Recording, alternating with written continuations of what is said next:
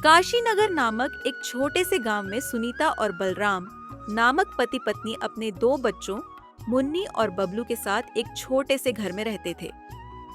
बलराम सेठ धर्मपाल के यहाँ खेतों में मजदूरी का काम करता था और सुनीता गांव के एक बंगले में खाना बनाने और साफ सफाई का काम करती थी।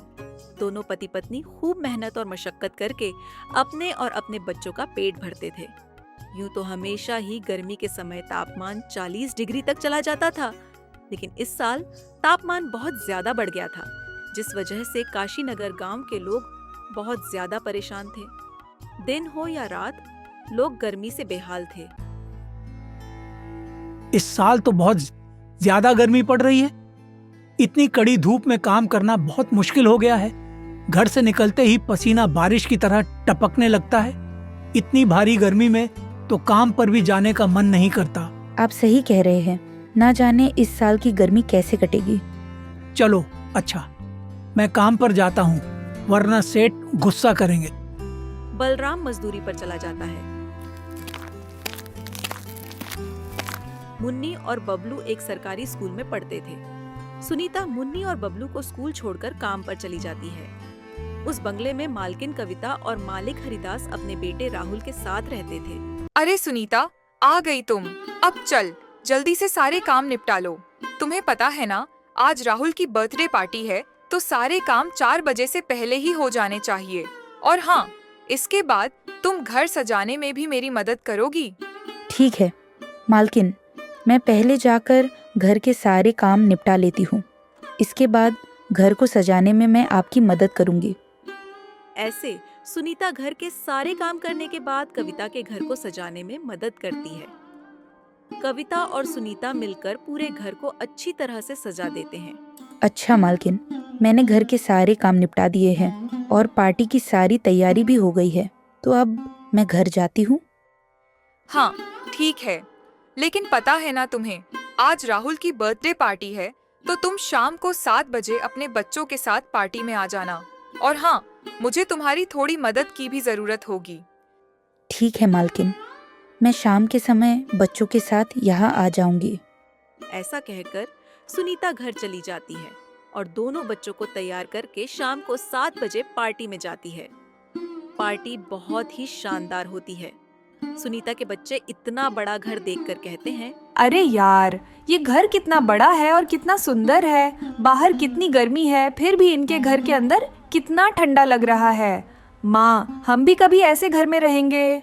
मुन्नी और बबलू की बातें राहुल सुन लेता है और वह उनसे कहता है, अरे ये घर ठंडा इसलिए लग रहा है क्योंकि हमारे घर में हर कमरे में एसी लगा हुआ है। ओह, मतलब कि एसी लगाने से घर बहुत ठंडा हो जाता है। दीदी, हम भी अपने पिताजी को अपने घर में एसी लगाने के लिए बोलते हैं ना, हमारे घर में भी बहुत ठंडा लगेगा। चलो बच्चों, इधर आओ, केक काटने का टाइम हो गया है। जब केक काटने लगता है तो मुन्नी और बबलू एसी की ठंडी ठंडी हवा खाते खाते राहुल के कमरे की तरफ चले जाते हैं और राहुल के कमरे के बाहर खड़े होकर एसी की ठंडी ठंडी हवा का मजा लेने लगते हैं। एसी की ठंडी ठंडी हवा खाते खाते वह दोनों कमरे के अंदर चले जाते हैं। दीदी, यह कमरा तो सबसे ठंडा है, इसमें कितनी ठंडक है। और दीदी यह देखो, यह बिस्तर कितना सुंदर है, बिल्कुल मखमल जैसा। दोनों बेड पर बैठ जाते हैं और ठंडी ठंडी हवा का आनंद लेने लगते हैं। देखते ही देखते 15 मिनट बीत जाते हैं और आराम करते करते कब दोनों की आंख लग जाती है उन्हें पता ही नहीं चलता। इतने ही देर में अचानक से राहुल कमरे में आ जाता है। वह मुन्नी और बबलू दोनों को बेड पर लेटा देखकर जोर से भड़कता है। ये दोनों मेरे कमरे में क्या कर रहे हैं? माँ, इधर आओ, देखो ये दोनों मेरे बेड पे क्या कर रहे हैं। राहुल की आवाज सुनकर कविता कमरे में आती है। तुम दोनों अभी के अभी मेरे बेड से उठो। मुन्नी और बबलू कविता की आवाज सुनकर जग जाते हैं। सुनीता भी कविता की आवाज सुनकर भागी भागी चली आती है। क्या हुआ मालकिन, आपकी बहुत जोर से नीचे आवाज आ रही थी। क्या हुआ यह पूछ, क्या नहीं हुआ ये देख नहीं रही तू? तेरे बच्चों ने अपने गंदे मेले बदबूदार कपड़ों से मेरा पूरा बेड गंदा कर दिया। तेरे बच्चों ने ऐसी देखा नहीं कि सोने चले मेरे बेड पे। हद होती है यार। मैं तो तेरे बच्चों को इसलिए बुलाया था कि इनका भी थोड़ा मन लग जाएगा। इन्होंने कभी ऐसी पार्टी लाइफ में देखी नहीं होगी, यह भी देख लेंगे। पर ये तो अपनी औकात ही भूल गए। ये हमारा घर है, कोई धर्मशाला नहीं कि कोई भी भिखारी हमारे कमरे में आ जाएगा और आकर के सो जाएगा। तू अभी के अभी अपने बच्चों को लेकर निकल यहाँ से। और हाँ, कल से काम पर भी आने की जरूरत नहीं है। मालकिन, ऐसा मत करो, मेरी बात तो सुनो। बच्चे नादान हैं, मैं वादा करती हूँ आगे से ऐसा दोबारा नहीं होगा। यह मेरी आखिरी भूल समझकर माफ कर दीजिए। मालकिन, मुझे काम से मत निकालिए। मालकिन, इस काम के सहारे ही तो मेरा घर चल रहा है। ये तेरा सरदर्द है, अब तू यहाँ पर काम नहीं कर सकती। अब तू अपने बच्चों को ले और यहाँ से निकल। कविता सुनीता और उसके बच्चों को घर से बाहर निकाल देती है और आगे से काम पर आने को भी मना कर देती है। अब सुनीता के पास कोई काम नहीं था। घर का सारा भार अब बलराम के कंधों पर आ गया था। हे भगवान, आज तो खाना बनाने के लिए आटा भी नहीं है। अब मैं आटा कहाँ से लाऊं? मेरे पास तो अब और पैसे भी नहीं हैं। और जो तनख्वाह बलराम जी को मिली थी वह सब घर खर्चे में खत्म हो गई। मेरा क्या है, मैं तो पानी पीकर भी सो जाऊंगी, पर बच्चों का क्या? भूखे पेट इन्हें नींद कैसे आएगी? हे भगवान, अब हम क्या करेंगे? रात को बलराम काम करके घर वापस आता है। बलराम को देखकर सुनीता कहती है, आ गए आप? घर में राशन खत्म हो गया है, आज खाने में कुछ नहीं बना है। कोई बात नहीं, आज मैं खाना अपने साथ लेकर आया हूँ। सेठ जी के यहाँ पर आज दावत थी तो उन्होंने कुछ खाना बच्चों के लिए भी भिजवा दिया है। ऐसे उस रात तो वह सभी खाना खाकर सो जाते हैं। अगली सुबह सुनीता फिर से अपनी मालकिन कविता के घर जाती है और उससे थोड़े पैसे उधार मांगती है। मालकिन, मेरे घर में खाने के लिए एक अनाज का दाना भी नहीं है। कृपया आप मुझे थोड़े से पैसे उधार दे दीजिए। तुझे देने के लिए मेरे पास कोई पैसे वैसे नहीं है। मैंने तुझे पहले ही काम से निकाल दिया था, फिर तेरी यहाँ आने की हिम्मत कैसे हुई? जा, निकल यहाँ से और आइंदा यहाँ पर अपनी शक्ल मत दिखाना। कविता की कड़वी बातें सुनकर सुनीता घर वापस जाने लगती है। तभी उसे रास्ते में एक पोस्टर दिखाई देता है। उस पोस्टर को देख सुनीता वहीं रुक जाती है। पकौड़े बनाने वाले की जरूरत है। अधिक जानकारी के लिए इस दिए गए नंबर पर कॉल करें। पकोड़े बनाने तो मुझे आता है। अगर यहाँ मेरी नौकरी लग जाए तो घर का खर्च चलाने के लिए कुछ पैसे आ जाएंगे। ऐसा सोचकर सुनीता उस पते पर पहुंच जाती है। भैया, मैंने आपका पोस्टर देखा था कि आपको किसी पकौड़े बनाने वाले की जरूरत है। हाँ, जरूरत तो है। तुम पकौड़े बना लोगी? क्या तुम्हें पकौड़े बनाने आते हैं? हाँ, मुझे कई तरह के बनाने आते हैं, जैसे मिर्च का पकोड़ा, पालक का पकोड़ा, पनीर का पकोड़ा और भी कई प्रकार के पकोड़े मुझे बनाने आते हैं। तो ठीक है, तुम आज से ही काम पर लग सकती हो। ऐसे सुनीता पकौड़े बनाने वाले के साथ काम पर लग जाती है और ग्राहकों को पकौड़े सर्व करने लगती है। ऐसे ही शाम हो जाती है और सुरेश के सारे पकौड़े बिक जाते हैं। चलो, आज तो सारे पकौड़े बिक गए। आज तो तुमने पकौड़े सिर्फ सर्व किए हैं, लेकिन कल से तुम्हें पकौड़े बनाने भी होंगे। हाँ साहब, मैं बहुत ही स्वादिष्ट पकोड़े बनाना जानती हूँ। तो ठीक है, ये लो आज के काम के पैसे। पैसे लेकर सुनीता सबसे पहले राशन की दुकान पर जाती है और वहां से राशन का सामान खरीदकर घर आ जाती है। घर पहुंचकर सुनीता सबसे पहले बच्चों के लिए खाना बनाती है और उनको परोसती है। मुन्नी और बबलू, आ जाओ, खाना खा लो। इतने में बलराम भी वहां आ जाता है और सुनीता बलराम को अपने नए काम के बारे में बताती है। इस तरह सारे मिलकर खुशी खुशी खाना खाते हैं। अगली सुबह सुनीता बच्चों को स्कूल छोड़कर वापस काम पर चली जाती है। दुकान पर पहुंचकर सुनीता पकौड़े बनाती है। सुनीता के बने हुए पकौड़े ग्राहकों को बहुत पसंद आते हैं। सुनीता के बने हुए पकौड़े खाकर ग्राहक पकौड़े की बहुत तारीफ करते हैं।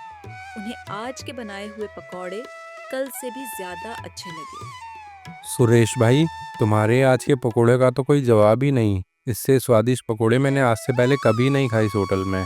आखिर आज ऐसा क्या मिला है इन पकोड़ों में जो इतने स्वादिष्ट बने हैं? आज तो मैं एक और प्लेट खाऊंगा।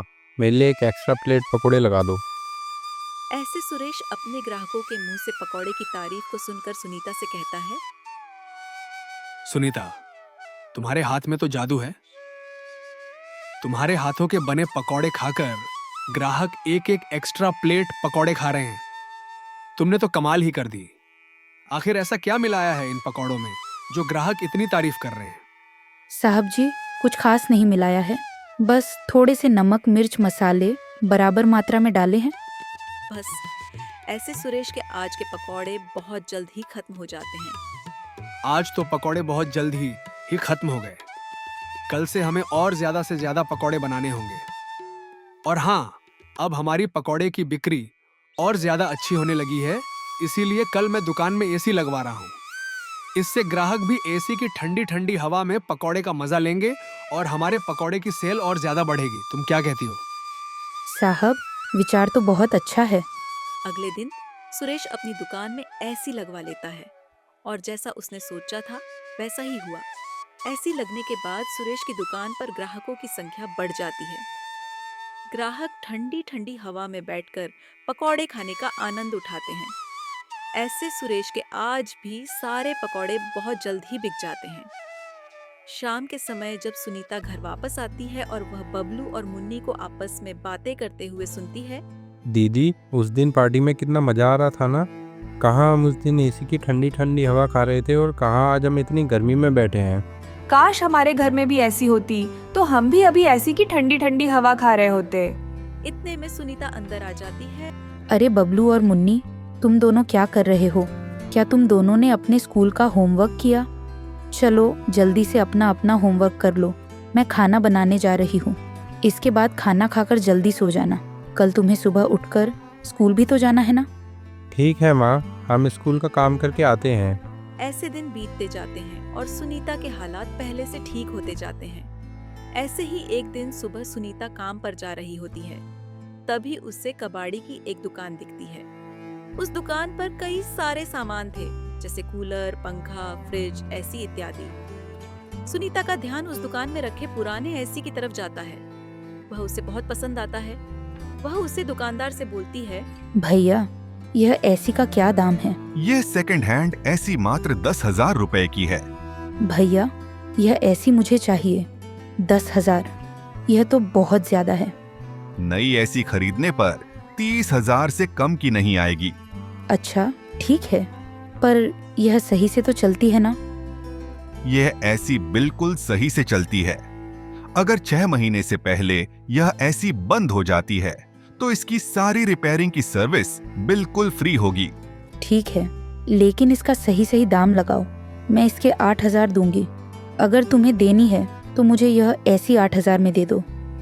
बताइए, कहाँ लगानी है? सुनीता उस आदमी को अपने घर लेकर आती है।